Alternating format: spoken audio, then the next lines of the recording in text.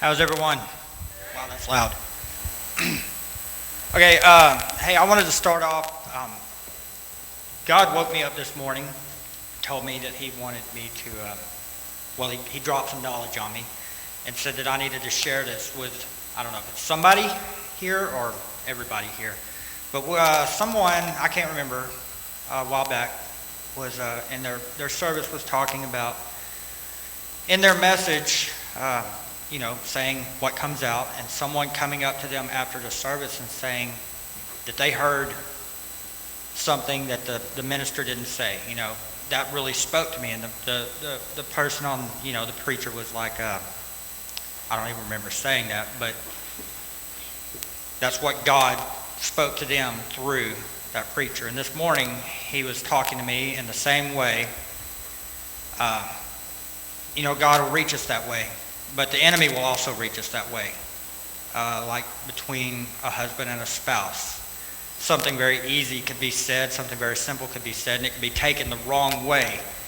And I believe that's the enemy working on us. It causes fights and miscommunication. And I don't know, he just told me this morning that somebody in here needs to hear that this morning. So now I'm going to get started. My name is Michael Cade. I've been going to church here about 2.5 years. And it's become my family. My wife and I were watching some sermons on YouTube a couple of weeks ago, and we actually came across the sermon that Chris Wilson had when he said the devil is a punk. And when the opportunity for this came up for me to get up here and speak, I was really excited. I was like full of excitement, ideas going through my head, everything. And then the devil started working on me. And he worked on me hard, like arguments in the house, doubt, a serious feeling of being unqualified to even stand up here and speak to you guys this morning. Even Stephen Furtick wrote a book, Unqualified. I'm working on trying to read that book. But God uses unqualified people to do really big things. Look at Moses. He killed a man out of anger, and God chose him to be the one to lead his people to the promised land.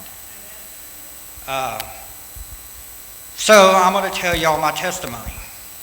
I grew up in Mineola, Texas. My parents are here.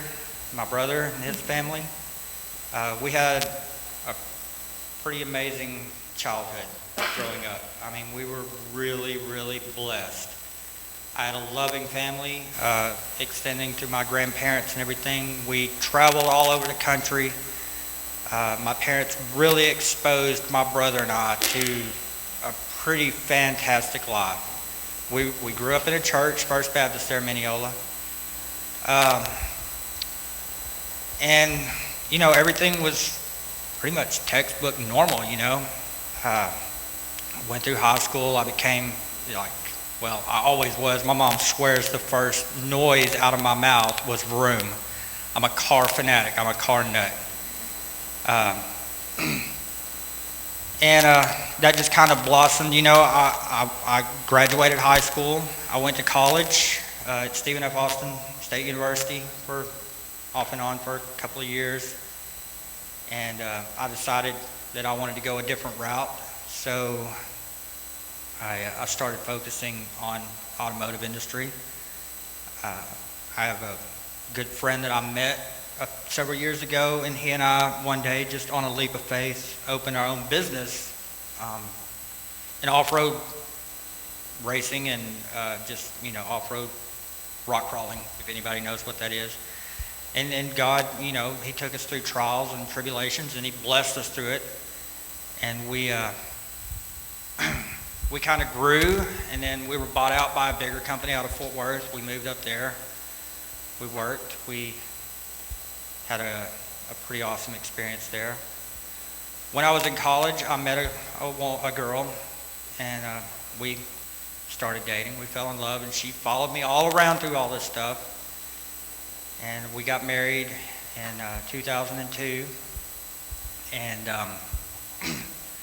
We had difficulties like any marriage does, but we managed to work through them. And one day, okay, I got ahead of myself a little bit. Excuse me, I'm a little nervous up here. This is the first time I've ever done this. So I'm gonna just go back a little bit. We had a daughter in 2006, Abigail, as many of y'all know, that goes to church here as well. After Abby came, things took a change in our life. I had a lot of issues with kidney stones, and my wife and I both started becoming addicted to painkillers.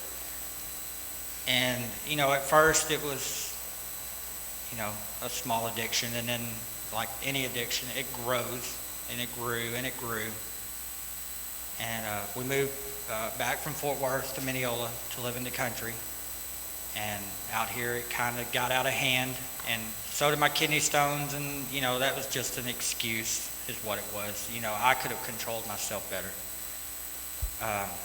But my wife, she was also addicted to them, and it caused a lot of problems in our house. Financially, mentally, it caused a lot of issues with anger and distrust and lying. And things started getting really bad at home, like really bad. And one day, actually my mom came to my house and woke me up and said that my wife had come to her and told her that she doesn't want me in the house anymore. She wanted me out. She grew up in Killeen, and her plan was she was going to move back to Killeen, and she was going to take our daughter. And this destroyed me. It did. I mean, it floored me. I wish I could say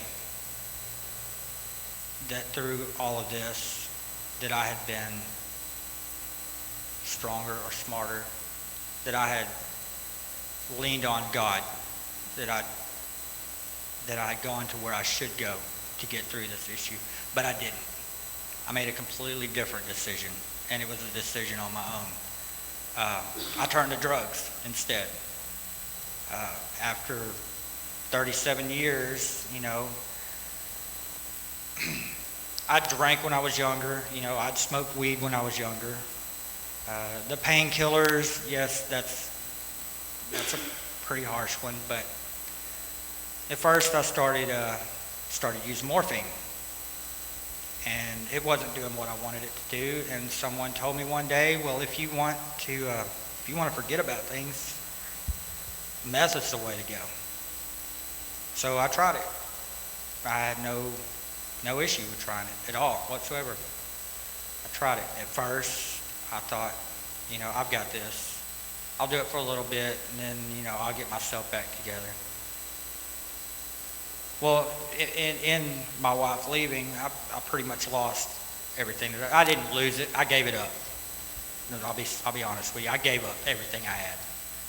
My parents were gracious enough to let me move into their house with them, and I should have taken that as an opportunity, as a safe haven, and I completely exploited the opportunity. I abused my parents. I used my parents, gave them all kinds of ridiculous excuses why I couldn't function anymore. The reason I couldn't function anymore is because I was becoming a very heavy user on a killer, on the killer drug.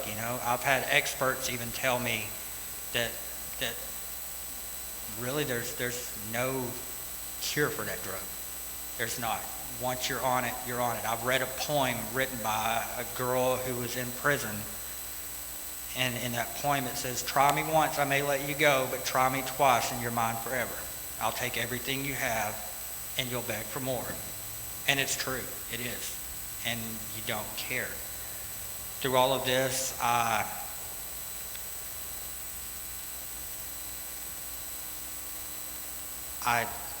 turned on God. I truly hated God.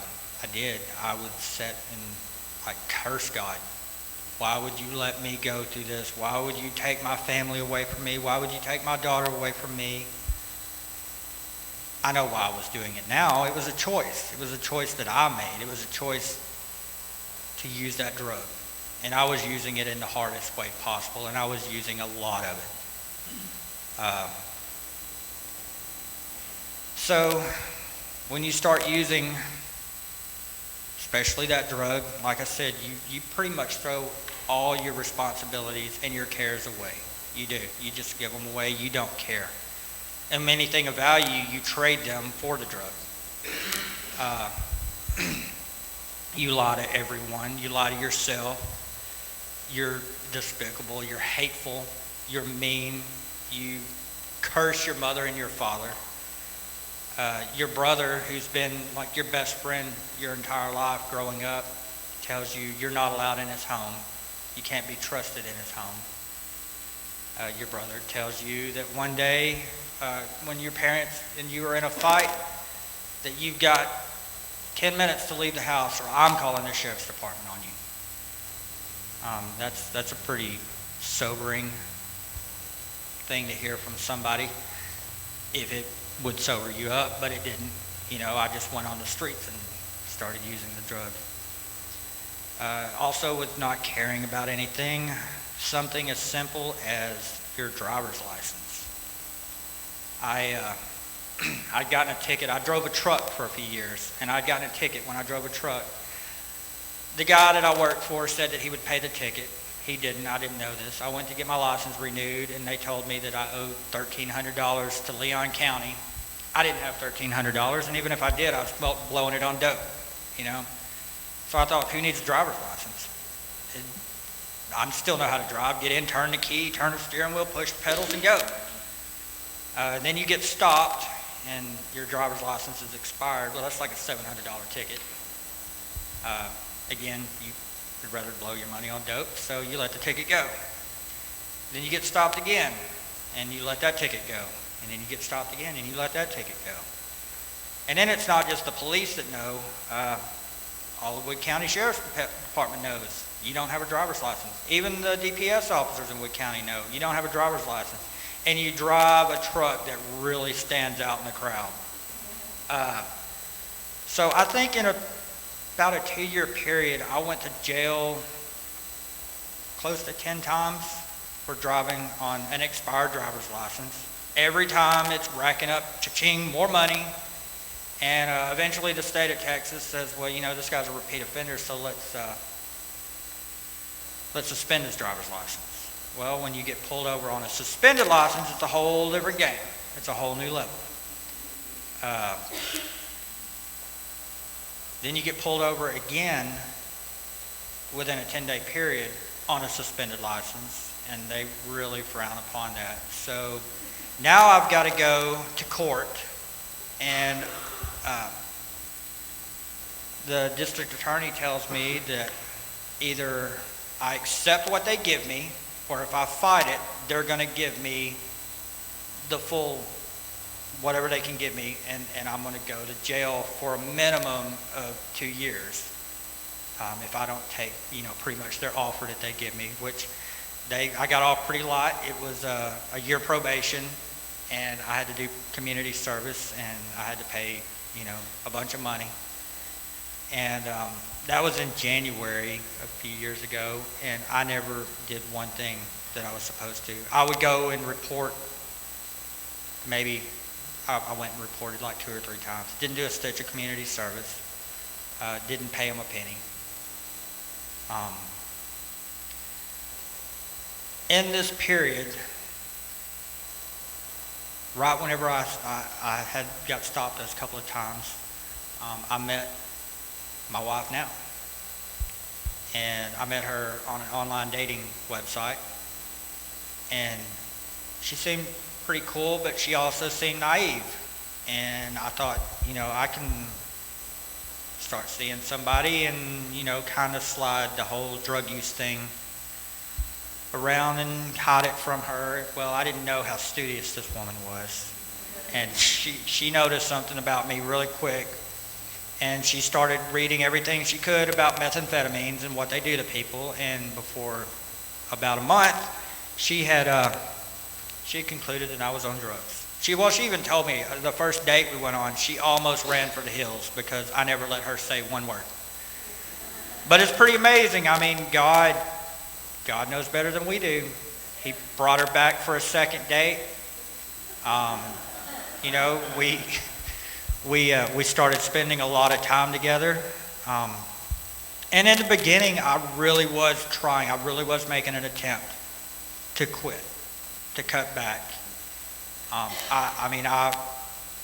saw her as like a beacon of light. You know, just she was my everything already. I mean, I loved her before. You know, probably our third date. I did.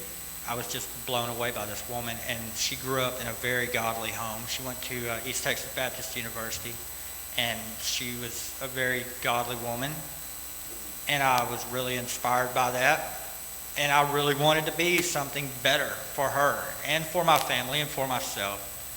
But at this time, I mean, there was a lot of turmoil. There was a lot of chaos. When we first started dating, you know, I was living in my pickup truck. I didn't really let her know that, but I was.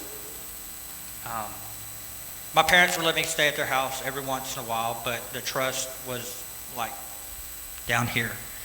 And, you know, I could come there for a little bit, and then, you know, it would either be them, you need to go, or me, I would just drift back out again. So Crystal and I, we start dating for a while, and we start spending a lot of time together. And at first, like I said, I'm trying really hard to cut back, quit using, and I'm trying to be a good person. I'm trying to redeem myself in any way that I can. And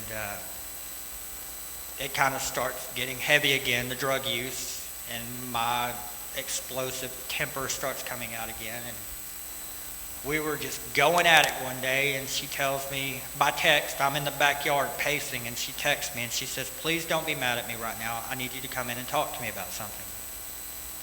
So I go in her bedroom and sit down on her bed, and she hands me a pregnancy test, and it's positive that she's pregnant.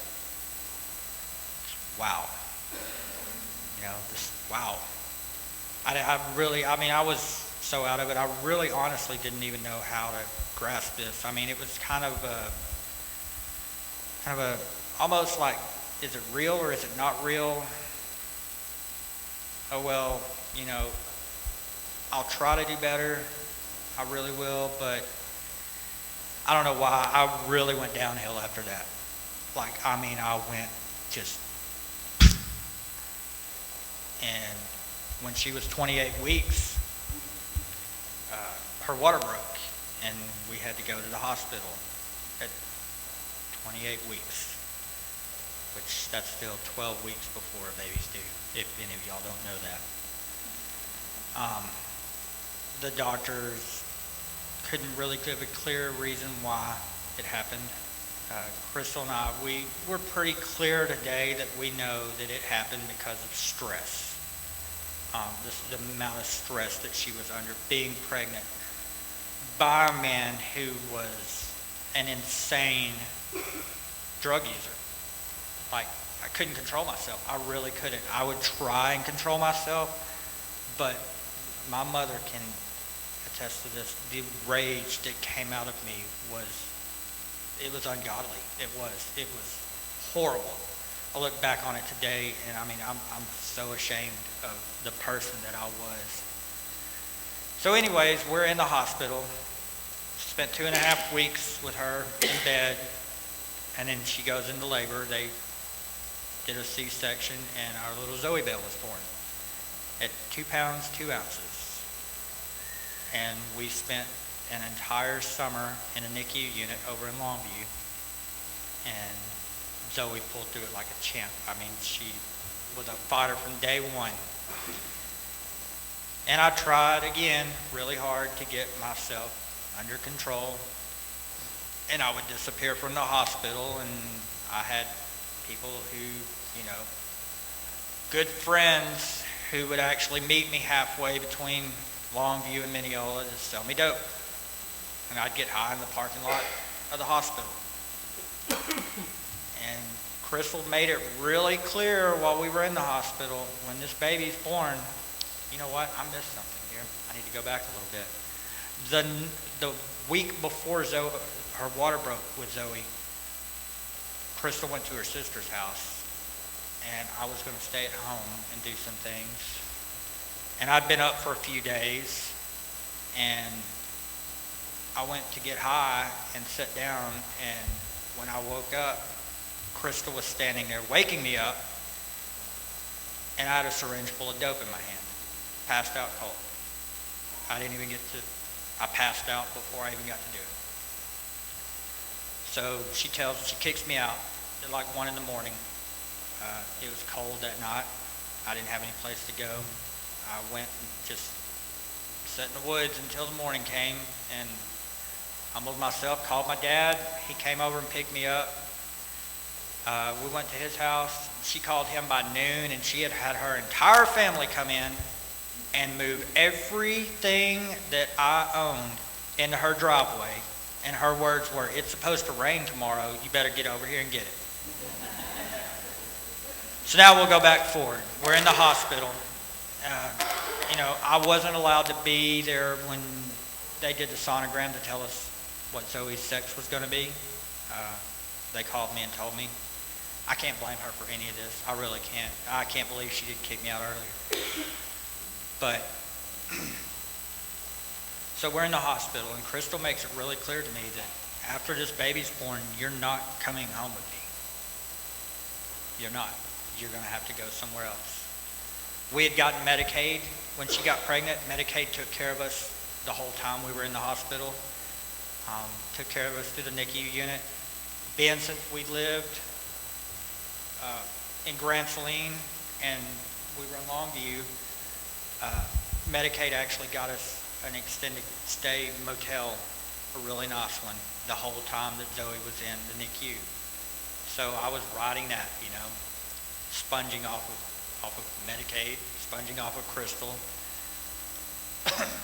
Still having people meet me halfway, sell me dope, and I would get high in the parking lot at the hotel, and going, to the NICU to see my daughter.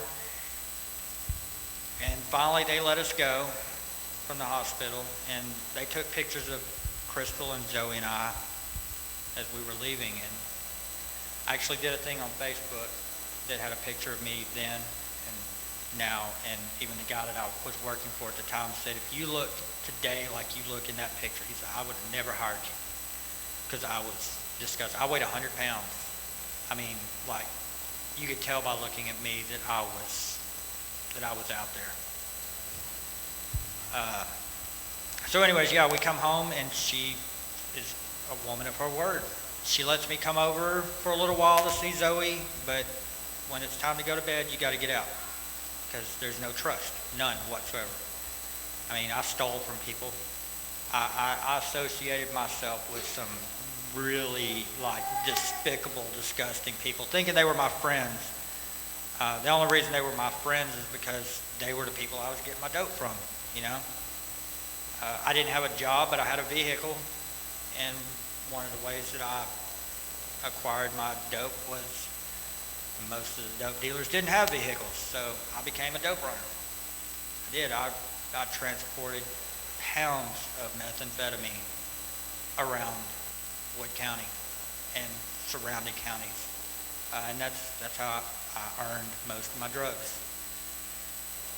So we get home from the hospital, and I'm going over there for a while, and then my parents are actually letting me stay at their house. And again, I'm really trying. And I get a call from the head of the probation department over in Wood County one day, and I have to go see her. And I go and sit down, and of course I use the excuse, we've been in the hospital all summer long with the birth of our daughter prematurely. So she doesn't really buy it. She can see me sitting there across from her, and she can tell, I'm pouring sweat and it's cold outside. She says, She said, you've got like 2 months until your probation's up. She said, you've got a lot of money to come up with, and you've got all your community service to get done, or else, we're going to give you the max we can. So I don't do anything. I don't. I go back to, same old life. And I go in, she calls me again one day. I go in, and she makes me take a UA. And it was in the afternoon, and I was so nervous, I couldn't make myself pee. I couldn't. And she said, go home, be back here at 8 o'clock in the morning, and when you get here, you better pee in a cup. So I went home, and I thought of all the ways that I could try and lie on this UA. And the best answer I came up with was, I'm going to get really, really high tonight. And I'm going to go in there, and I am going to blow this UA on purpose. So I did. I doubled up that night. And I went in there at 8 o'clock in the morning. I was still buzzing when I went in there. I peed in the cup. And they said, you're positive for methamphetamines. And I said, I know I am. And I really didn't care. I did care. I think I did that on purpose, now that I look back at it. I don't think I was clear enough in my thoughts. I didn't do it. I think God made me do it, really. Because they called me a couple of weeks later and said I needed to come back in. And when I went and sat down, I didn't go see the person that I usually saw. I saw a male that actually lived in my parents' neighborhood. And he said, Michael, the reason you're in here is because I know your family, and I think that you'll trust me not to run right now. He said, but the sheriff's department is on their way over here, and you're going to jail. Plain and simple. We're revoking your probation. And, I can tell you can't lie to me. You can't lie to any of us. We know what's going on. So they do. They come, and they arrest me and take me to jail. Which, like I said, I've been in jail several times, but it was, a few days here, a few days there. They come and put me in jail, revoke my probation, and I don't know when I'm going to get out.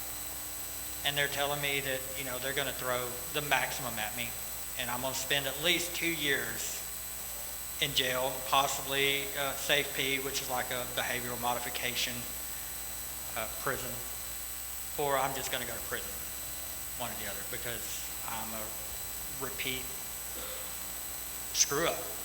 And I show no regards at all for doing anything to try and better myself.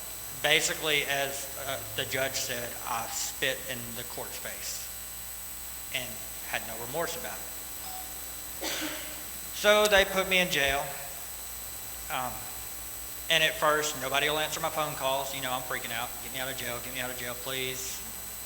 Nobody will answer my phone calls for the first few days. Found out the reason that they wouldn't is because they knew why I was in jail, because I failed a UA. And then they start laying, once they finally answer the phone, they start laying stipulations on me. If you want out of jail, if you want us to help you in any way, you're going to have to do a lot of things. You're going to have to change a lot of stuff. So finally I got to talk to an attorney, and she and I talked, and she thought with, an amount of time served and a lot more money and an agreement to get treatment or help, that she could get me out of jail. While I'm in jail, I'm really not a big reader at all. Never have been. Never been a big reader. But I found the Bible in the pod. I was in there with 7 other guys. One of them I actually knew from high school. But found the Bible, and I picked it up one day. And I asked God, I said, God, I need you to speak to me. First of all, I'm sorry. I'm sorry that I cursed you in public. I'm sorry that I have been so hateful towards you and everyone around me for so long. I need to hear from you. I need to hear something from you. So I picked up my Bible, or this Bible, and I opened it up, and when I did, hold on.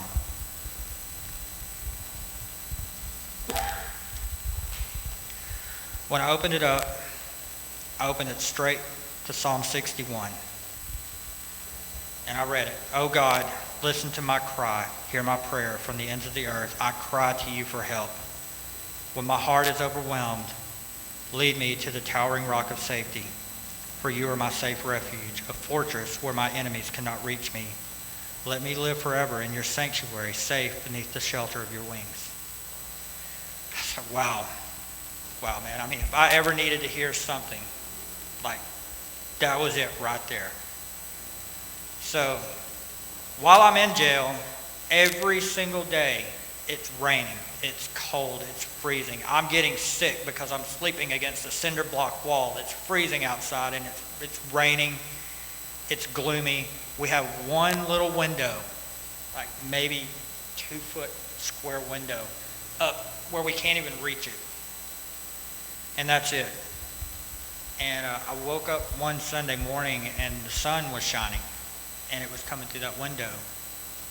So I got up and I walked over and I stood and I put my fingertips, that's all I could get in that sunlight. I put my fingertips in that sunlight, and I stood there for probably 10 minutes, just my fingertips in that sunlight. And I broke down.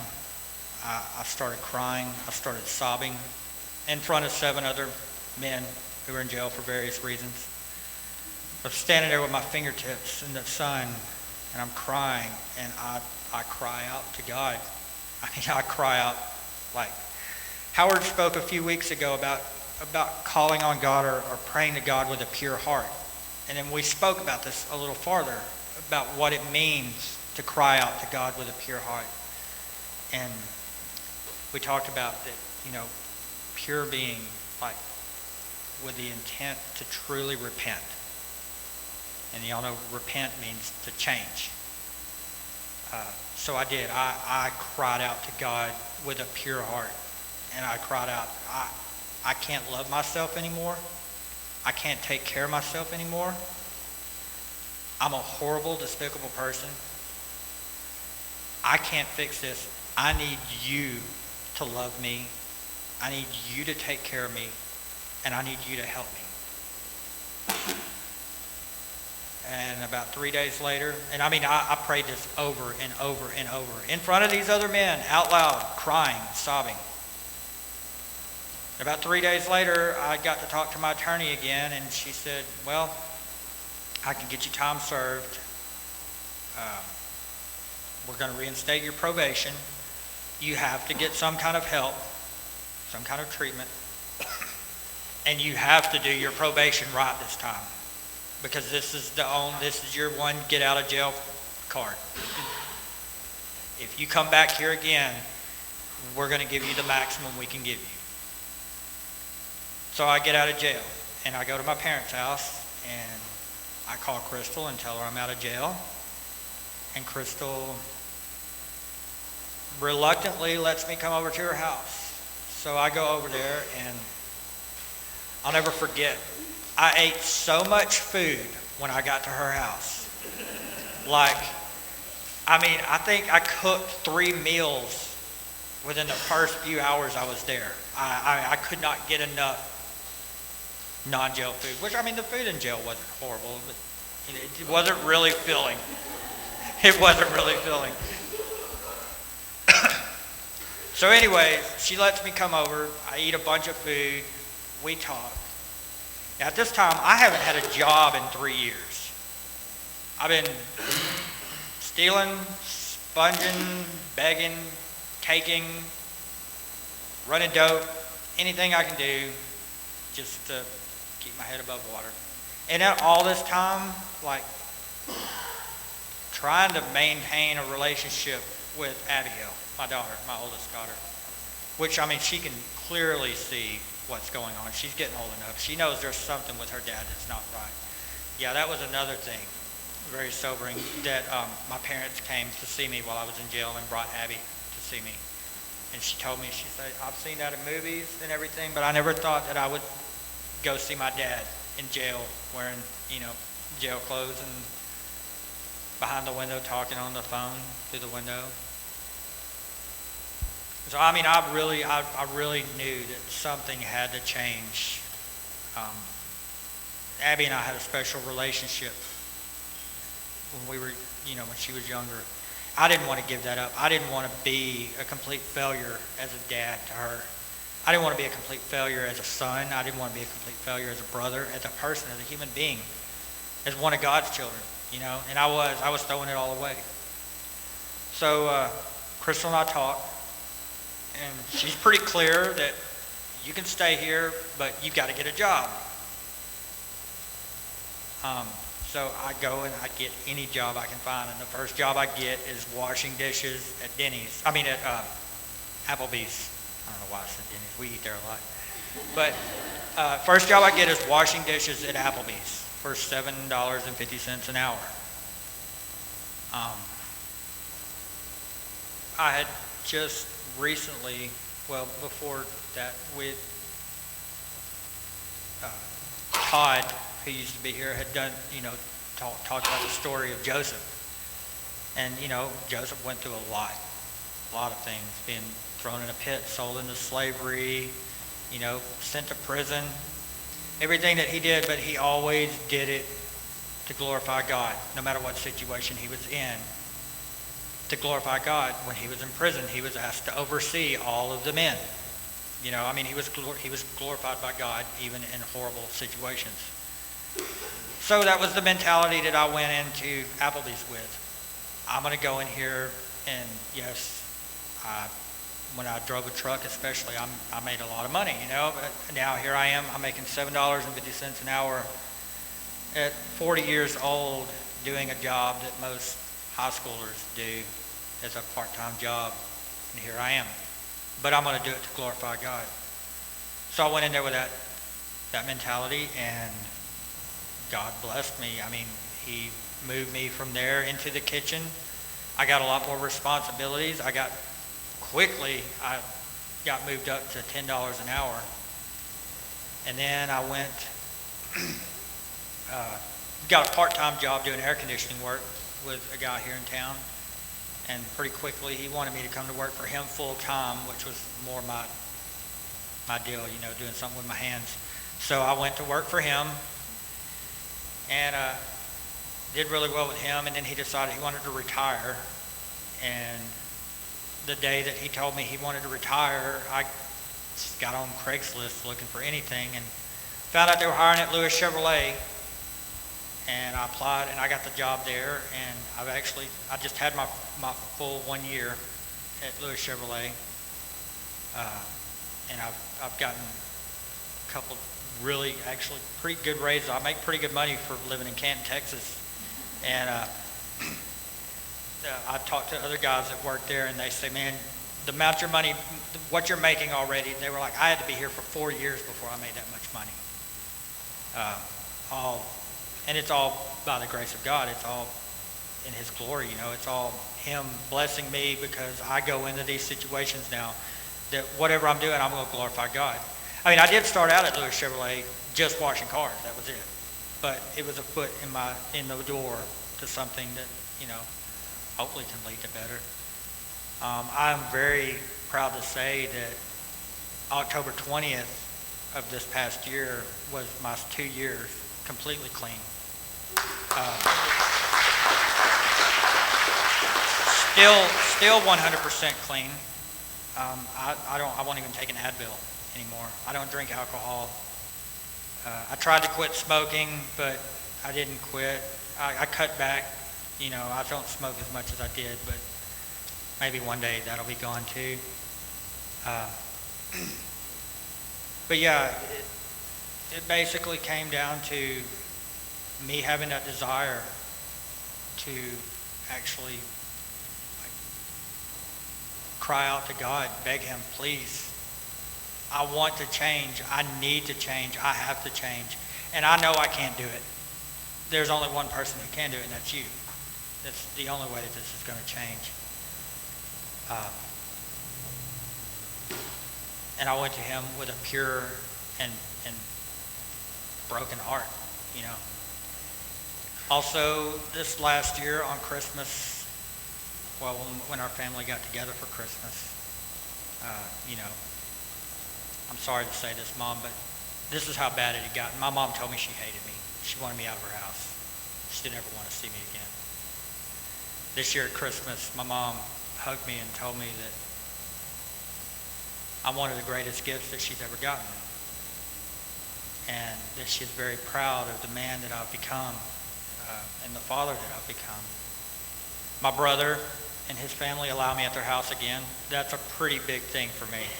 I mean, that was awesome that my brother, love you too, man. That was awesome that my brother, you know, welcomed me back into his family because I love their family.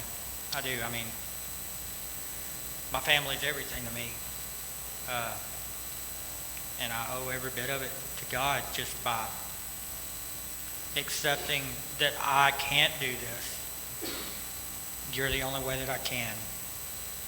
And if there's any of y'all that battle with anything, I mean, it doesn't matter if it's drug addiction, pornography, alcohol, bad at handling money, no matter what it is, if you truly cry out to God with a pure heart, with an intent to repent, that he's not going to turn a deaf ear to you. He's not. I'm not going to say that it's easy for me because honestly, I think about drugs every single day. I still do. When I go to pick up my daughter, I have to drive, 3-hour round trip. When I'm in my car by myself, the enemy really, really, really tries to work on me. He tries to, remind me of all those little horrible things that I've done, the despicable person that I've been. He tries to, remind me, you remember how good it felt to get high? But, with my trust and faith in God and leaning on Him, He gives me the strength to understand that those are lies, to get past those lies. And to be honest with you, I don't really want, I've prayed that God would take away all of that, but I've learned that I don't want it taken away because that's my thorn in my side. If I didn't have these memories, if I didn't have the enemy showing me all of these things that I've done, it'd be really easy to fall back into it. I mean, it's a form of accountability. It really is. And I don't ever want to lose any of it. I wouldn't change anything that I've gone through, no matter how bad it was, no matter how bad it hurt my family. Everything that I've done that's led me to this point today, I wouldn't change one bit of it because I wouldn't be the man that I am today. I wouldn't have the relationship with God that I have today. I grew up in a church. I was saved when I was, 8 years old? But I never walked the walk. I didn't. I was one of those that be a good guy, make it to the end, and hopefully I'll get into heaven. But I never had the desire to truly walk the walk. I do today. I mean, I try to be a good leader of my family and put God at the center of our home. I am very strict on my children learning of God's word and God's love and knowing that you have to have God's love in order to function in this world. You really do. I mean, you can't love others unless you allow God to love them through you. You really can't. You have to allow God's love into your life to have any compassion for other people. You do. You can't be selfish. You can't. And that's one thing that drugs are, is very, very, very selfish. But yeah, I mean, I think my life's pretty awesome now. I do. To toot my own horn. Toot toot. I I have an amazing wife. I have 4 amazing children. Um, One of those children, came to me as a form of a stepson, which he's my son. He has a great dad. His dad is very active in his life, which I'm blessed for that. But he's also my son. And I love him very much, as I do with all of my children. I love my family very much. I love this family. This family right here was very instrumental in me getting through that point in my life. And I love coming here every Sunday. I love coming on Tuesday nights. I love the people that I've met here. I wouldn't trade it for anything. So in a nutshell, that's pretty much it, I'm grateful that God let me go through what he let me go through, because it brought me out on the other side as a better person, and somebody who puts him at the center and knows that that's why he's got to be at the center, because we can only do it through him. So thanks for letting me get up here and talk.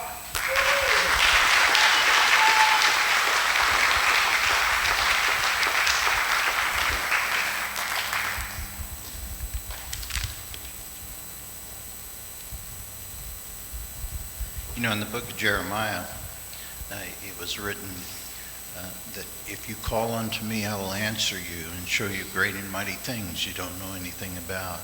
In this life, that story is representative of just one single life and the power of God moving through circumstances that he couldn't overcome.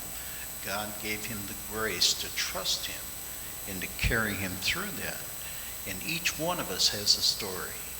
Each one of us, God is either drawing to a place where that story begins, or we've begun the race and he keeps building that story. And we need to be sharing that story with one another. There's great encouragement in what Michael had to say, and there's great encouragement in every one of your testimonies. So we're just blessed to have Michael as part of our body, and honestly, I didn't know the details. So I'm just doubly blessed that Michael was willing to share that with us. So if y'all would, just stand and bow your heads, and I'm going to put the whammy on you and you can go home.